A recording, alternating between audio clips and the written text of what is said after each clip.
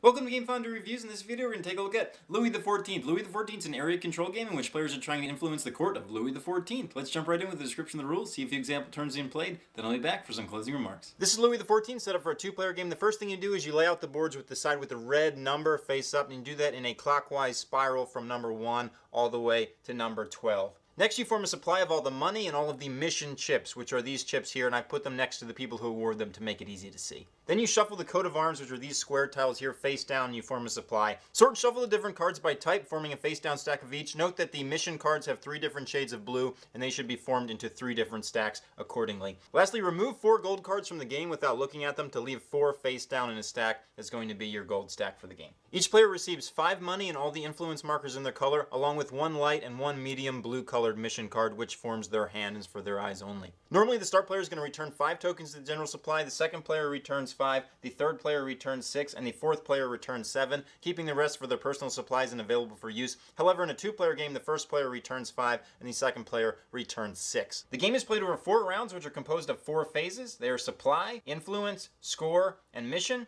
After the mission phase in the 4th round, the game ends, and there's a final scoring that takes place. Whoever has the most points wins. During the supply phase, players first flip the top gold card in the deck and take the indicated number of gold. So each player in this case would receive 2 gold, and then Louis XIV goes on the indicated space. In this case, he would go to the number 1 space. It's also important to note in this game you have to keep your gold visible to the other players, so other players always know how much gold you have. The second part of the supply phase is to activate any fulfilled missions. A mission is only fulfilled once it's been played from your hand, so at this point in the game, no players have any fulfilled missions, but some of them will affect the supply phase, like this one here. It'll say supply phase nice and clear, and you get to do what it says on the card at this time. Lastly, each player draws 5 influence cards from this deck here that's going to form their hand for the influence phase in the next turn. In a 3-player game, in the 4th round only, the start player also draws 1 intrigue card to account for the disadvantage of having to go first in extra time. After each player draws their 5 influence cards, we move on to the influence phase. And starting with the start player and going clockwise, players are going to take turn playing 1 card and placing some influence markers on the board or taking some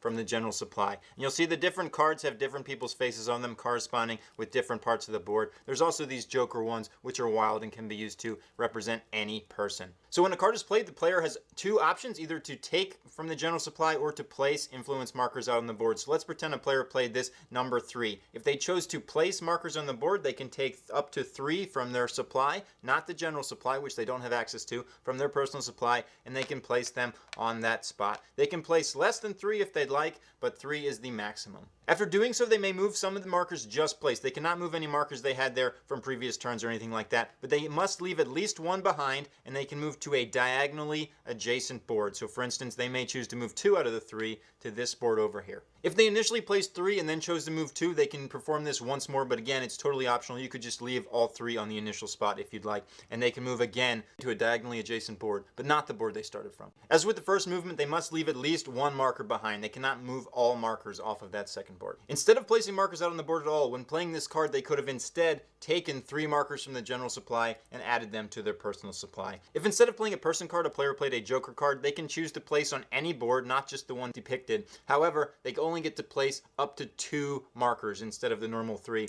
and that comes from their personal supply as well. Alternatively, they could take 2 markers from the general supply instead of 3. Players continue going in clockwise order, playing 1 influence card and performing an action until each player has 1 card left. Note that this might mean during the game some players get more turns than others because it goes until each player has 1 card left, and there are ways to acquire additional influence cards like this here. Once each player has 1 card left, the other cards are put face down into the deck, and all cards, even those played, are reshuffled to form a new deck, and we move on to the scoring phase. Prior to moving on to the scoring phase, I want to point out that in a 2-player game only, not with 3 or 4 players, there is also a neutral player that performs certain things during the influence phase. First, wherever Louis is, he's going to put 2 markers, and then you're going to draw 3 cards from the top of this deck and put 2 markers on each of the corresponding spaces. If any jokers are drawn, you just discard them and then draw another card. So there's going to be some influence markers from a neutral player out on the board. Anyway, during the scoring phase, each board is scored in numerical order from 1 all the way to 12. Immediately prior to any board being scored, if a player has the matching intrigue card in their hand, which are these red cards here, they can play it, and they can add 1 marker from the general supply, not their own supply, to that matching board. So for instance, this is the 9. You can immediately add 1 or 2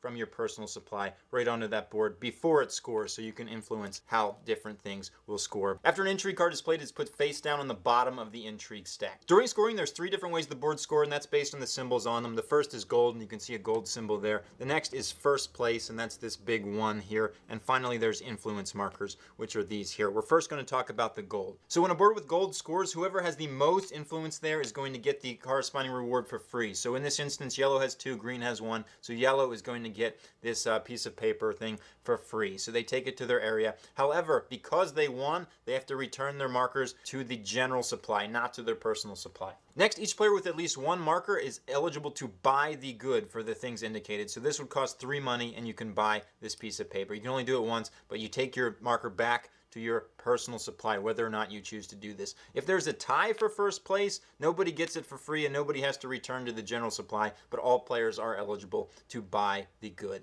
However, if there is one person alone in first place, like in the example we gave, after the board is scored, it's going to flip over to the opposite side, and you'll see it's the same reward, but a different way to win it for the next round of the game.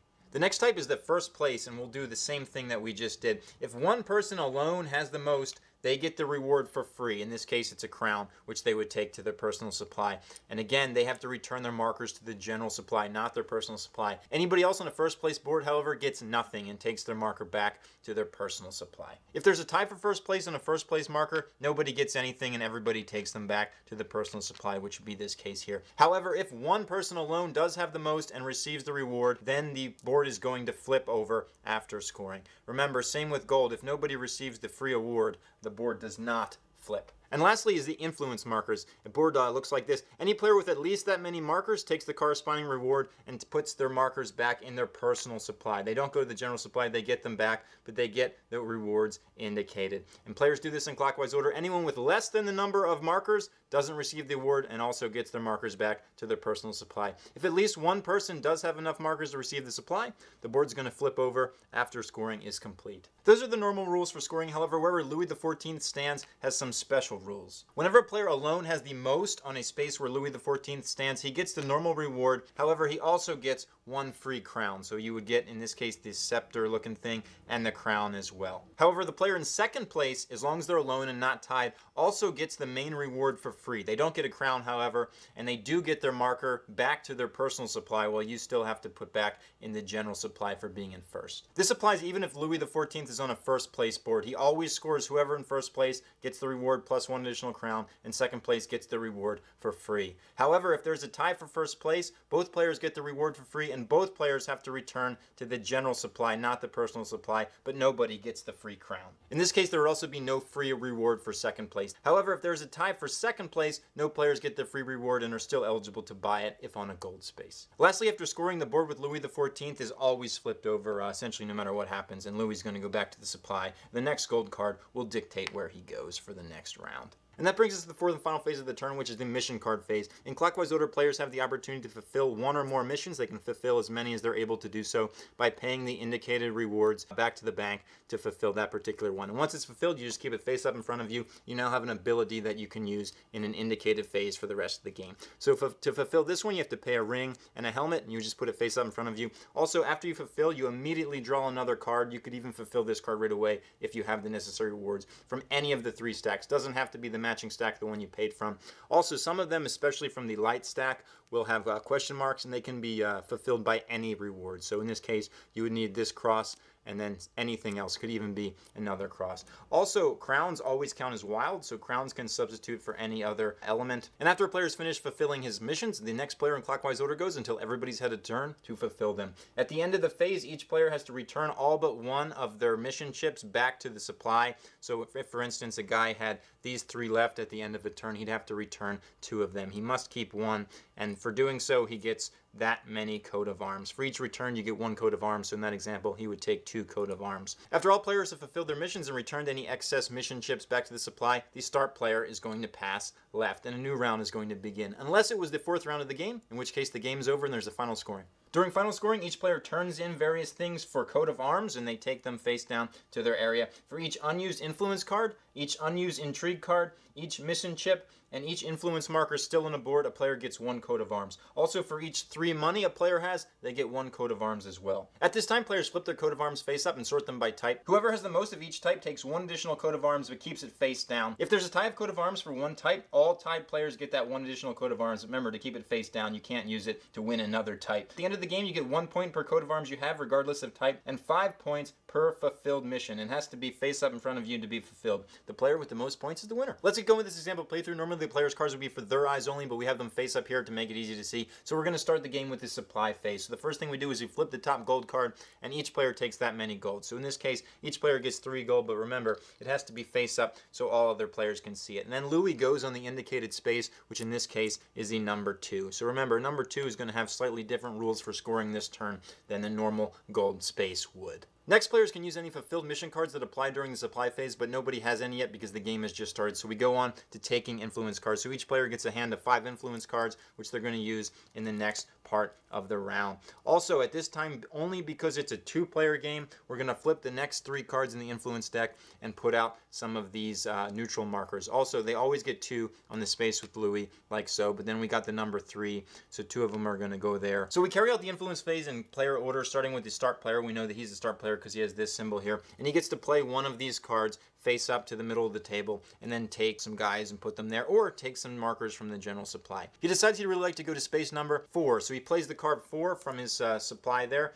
and then he puts up to 3 guys on that space. Remember, alternatively, he could have just taken guys from the center, but he's going to put 3 here. Now he can move up to 2 of them because he's placed 3 to adjacent boards. He decides he is going to move to this direction. Now he could do this one more time and move an additional one here. Remember, he can't go back to the board he just came from, but he decides he's good with where they are. So now it's the next player's turn, and he picks one of the influence cards from his hand and he plays it. So he's going to play the Joker, and he's going to put 2 guys out here on that number 1.